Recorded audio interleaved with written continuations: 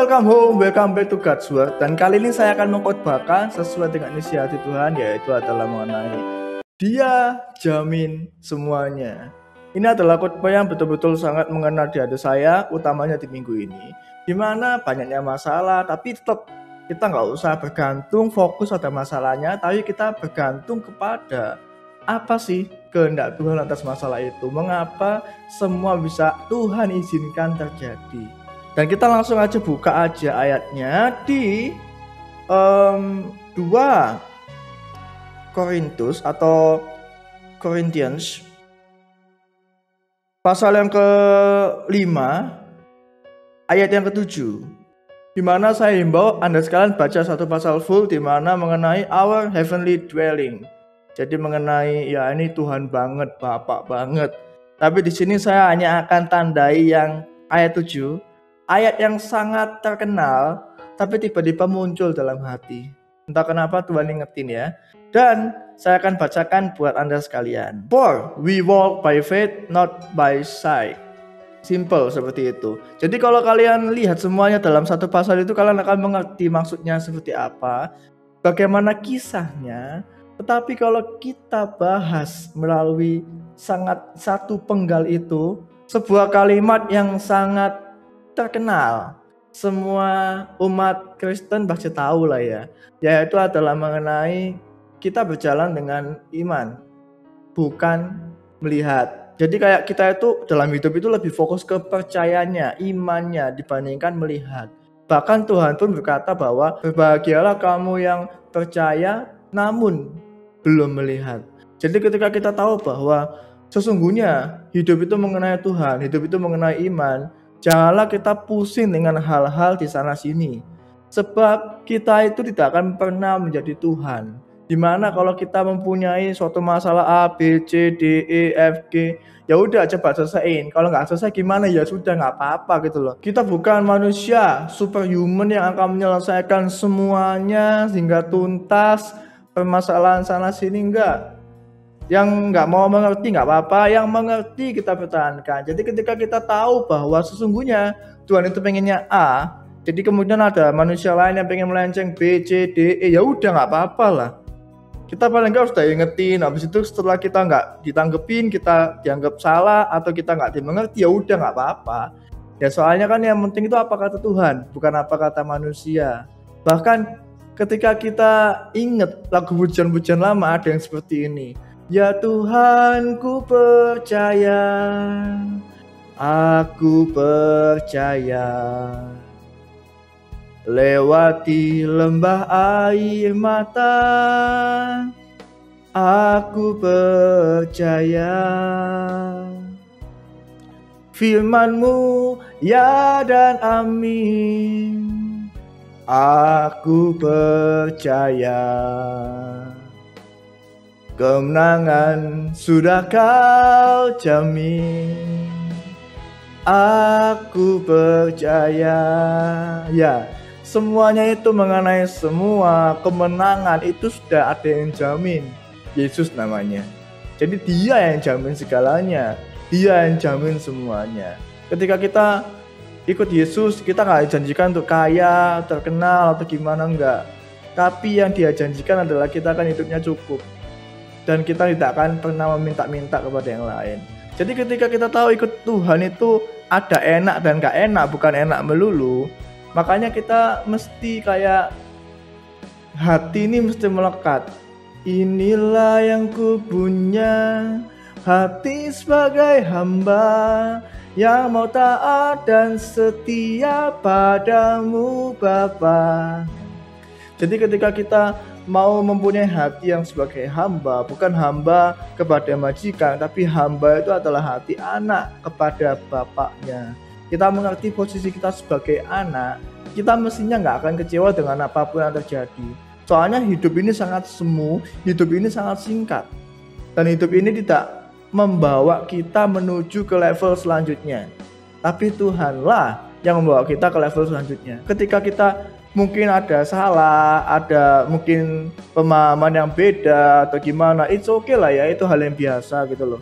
Manusia melihat tampang atau bentuk atau kulit atau apapun yang bisa dilihat, tapi Tuhan melihat hati.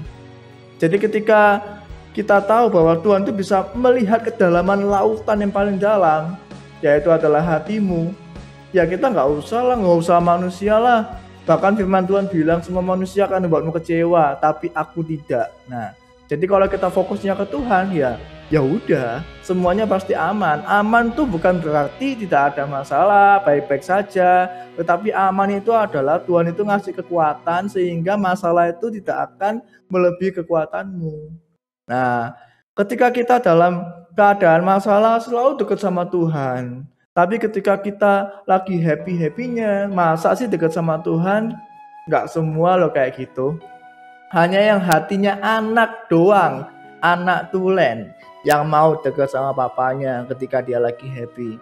Ketika dia lagi masalah, mungkin kalau anak kecil ketika dia lagi minta uang buat beli ini, buat beli itu, ada keinginan tertentu yang ingin dicapai atau gimana, dia akan baik dengan ayah atau ibunya. Tetapi ketika dia lagi sudah mencapai hal itu, dia udah senang, udah di posisi yang tepat, dia nggak mau kayak gitu. Sebab bagi dia adalah aku happy, aku nggak butuh ayah atau ibu. Tetapi kalau kita tahu bahwa sesungguhnya hati anak sangat-sangat beda. Apalagi hati Bapak.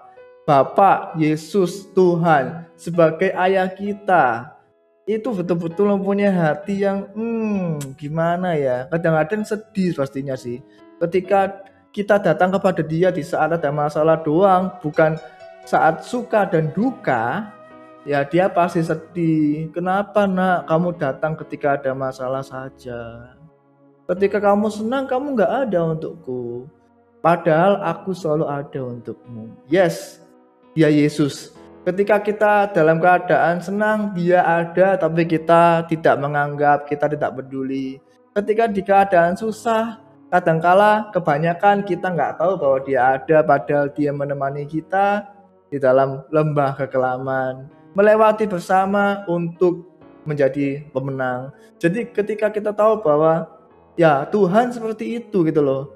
Tuhan beda dengan manusia. Buat apa kita fokus kepada manusia yang lain gitu loh. Kita itu sebagai anak Tuhan, kita mesti tahu kehendak Tuhan gimana. Apa sih itu keselamatan? Apa sih yang lebih mulia dibandingkan sebuah keselamatan? Uang, kekayaan, posisi, mimpi itu nggak ada maknanya kalau kamu nggak selamat. Semua itu akan sia-sia kalau kamu binasa. Tapi keselamatan itu adalah yang utama. Kita nggak bisa menyelamatkan siapa yang sudah meninggal. Tapi kita bisa menyelamatkan siapa yang masih hidup. Jadi bagi yang ditinggalkan, saya ikut berduka cita. Tetapi udah saatnya untuk move on. Kita menyelamatkan yang bisa diselamatkan dan masih hidup. Sebelum waktunya telah tiba, sebelum tidak ada waktu lagi dan tidak ada kesempatan yang kedua, ketiga, bahkan yang ke-10. Jadi kalau kita tahu bahwa kehendak Tuhan seperti itu, maukan kehendak Bapa itulah kehendak Tuhan, kita mesti lakuin. Dalam keadaan susah, senang, dan keadaan lagi santai, nggak santai, keadaan bahagia, sedih, pemberitaan Injil itu mesti dilakukan dimanapun dan kapanpun. Beritakanlah Injil pada semua makhluk. Jadi kalau kita tahu kehendak Bapa seperti itu, kita nggak boleh untuk stop hal itu. Kita nggak boleh untuk ngasih suatu info bahagia, suatu berita kebahagiaan kepada yang lain. Supaya apa? Supaya semuanya tahu. Masalah mau selamat nggak selamat ya itu masalah pribadi. Yang penting ketika kita sudah melaksanakan firman Tuhan, itu semua udah selesai. Jadi kayak kita sudah mengingatkan, tapi kalau dia nggak mau diingetin ya sudah nggak apa-apa. Kita nggak bisa maksa-maksa juga kan. Jadi kayak gitu aja mengenai khotbahnya kali ini. Cukup singkat bagi saya. Tapi saya melihat ada suatu berkat yang sangat terselubung. Dimana yang bisa menangkap khotbah ini akan diberkati lebih. Berkat bukan melulu mengenai keuangan, tapi berkat itu mengenai kesehatan. Ada di sini 2 yang sakit. Mata kanan Anda itu kayak nggak jelas gitu, nggak tahu kenapa. Jadi ada 2, nggak tahu cowok-cowok ya, dua-duanya cowok, nggak kenal, nggak dilihatin usianya gimana.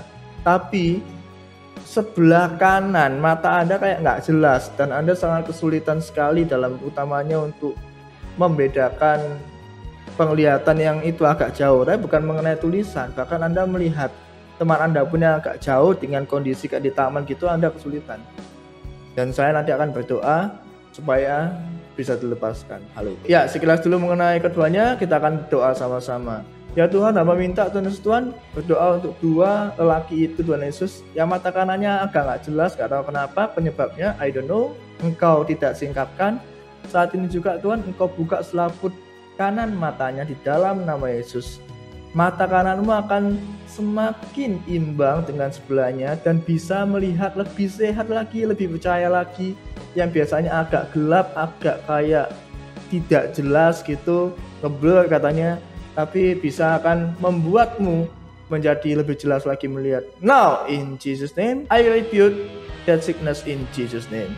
Hamba minta Tuhan berdoa untuk kepada siapapun anak-anakmu yang masih ada menonton video ini. Hamba minta Tuhan Yesus Engkau berkati segalanya Tuhan Yesus. Yang butuh keuangan silakan Engkau kasih, yang ada utang Engkau lepaskan, yang butuh kesehatan Engkau kasih instant healing. Now in Jesus name hamba minta Tuhan Yesus, Tuhan Engkau berkati semuanya. Hati-hati yang jealous, hati-hati yang benci, saat ini juga Engkau bukakan. Jangan ada jealous, jangan ada benci. Tuhan gak pengen hal itu. Di dalam nama Yesus hamba minta Tuhan Yesus, Tuhan satu lagi anak kecil gak tahu kenapa kayak Ayan gitu. Hamba minta Tuhan Yesus, Tuhan Engkau sembuhkan Ayannya. Ibunya sangat cemas, menangis setiap malam kalau dia lagi Ayan. Now Ayan pergi dalam nama Yesus. Jangan kembali lagi ke anaknya itu. Thank you Tuhan, thank you Jesus, dalam nama Yesus, haleluya, amin. Ya, jadi seperti itu aja mengenai khotbahnya, yang pasti akan sangat memberkati sekali. Kita ketemu di next episode. God bless you dan bye-bye.